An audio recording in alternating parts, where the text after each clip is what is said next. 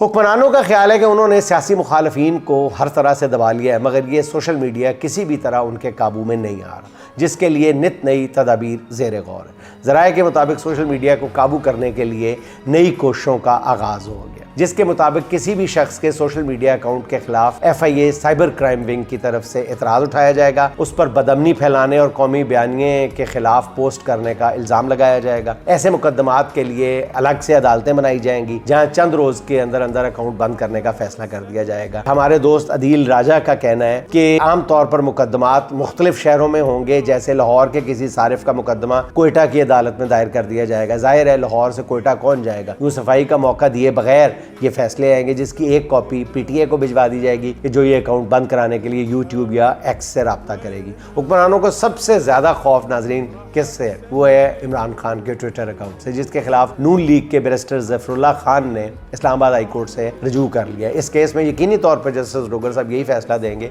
कि जो बंदा जेल में है उसका X अकाउंट कैसे चल सकता है, इसलिए इसे बंद किया जाए। इस फैसले की बुनियाद पर PTA जो है वो X इंतजामिया से रब्ता करेगी अपने तय कि इस अदालती फैसले के बाद इमरान खान का अकाउंट बंद कर दिया जाए, यानी अदालती फैसले की बैकिंग हासिल की जाएगी।